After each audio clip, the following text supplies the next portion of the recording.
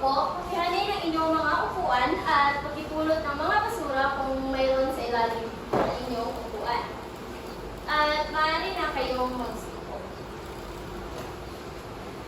May lumiban ba sa ating klase ngayon? Maraming mabuti. At para naman ay bago tayo magsimula sa ating formal na talakayan, magkakaroon muna tayo ng pagbabalik-aral. Ano nga ba ang ating tinalakay noong nakaraang tagpo? Okay, magaling. Ito ay ang epiko. Para sa Nikki, ano nga ba ang epiko? Magaling. Para naman sa ating may ibibigay muna ako ng mga piraso ng mga salita at ipagdudugtong ninyo ito para may idea kayo kung ano ang ating tatalakayin. Ang unang pangkat ay sa kaliwa at ang pangalawang pangkat naman ay sa kanan. So, bibigyan naman kayo ng 1 minuto upang mabuo ito. Ano nga ba ang salitang nabuo ng unang pangkat? Magaling. Ito ay maikling kwento. Ang pangalawang pangkat, ito ay elemento ng maikling kwento. So ngayon, ang ating ay may idea na ba kayo kung ano ang ating tatalakayin ngayong araw? Ito ay ang mga elemento ng maikling kwento. So narito ang mga elemento ng maikling kwento. Ang una ay malamang panimula. So, ang panimula, dito nakasalalay ang kawilihan ng mga magbabasa. Dito rin kadalasang pinapakilala ang iba sa mga tauhan ng kwento. Alam naman natin na sa panimula, dito talaga yung ini-introduce yung mga tauhan at kung ano talaga yung kwento. At ang pangalawa naman ay saglit na kasigahan. Ito ay naglalahad ng panandaliang pagtatagpo ng mga tauhang magsasangkot sa suliranin. Dito yung mga tauhan, pinapakilala yung mga kung ano talaga yung sino ang masasangkot sa mga suliranin. At sa suliranin naman, ito ang problema na haharapin ng mga tauhan. At sa tunggalian, ito ay may 4 na uri, tao laban sa tao, at ito rin ay maaaring tao laban sa sarili at tao laban sa kapaligiran o kaligtasan. At para naman sa kasukdulan, ito dito makakamtan ng pangunahing tauhan ang katuparan o kasawian na kanyang ipinaglalaban.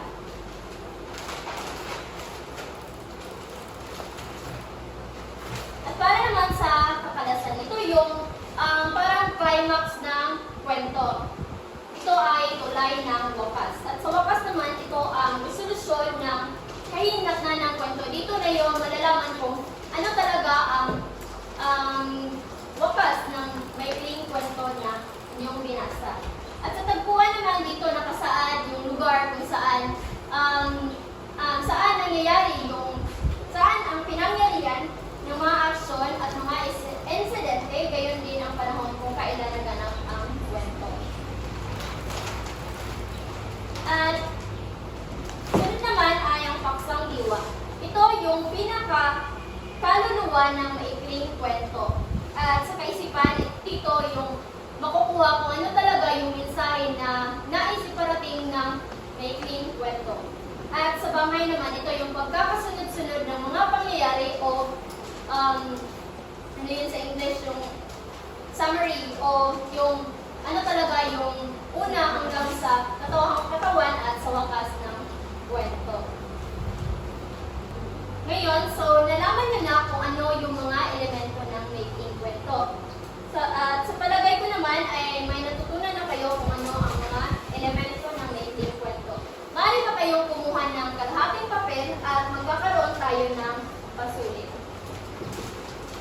May ibibigay ako na kopya ng isang maikling kwento at sa pagsasagot ninyo, gagawan nyo ito ng pupunin nyo ang mga elemento ng maikling kwento. Susulat na ito sa kalahating papel.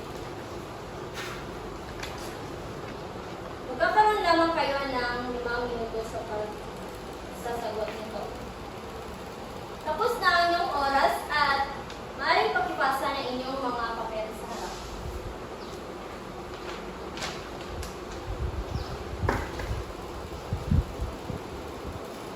At base naman sa inyong pagsagot, maaari bang magbahagi kayo ng inyong mga kung ano yung naalala nyo na elemento ng maikling kwento.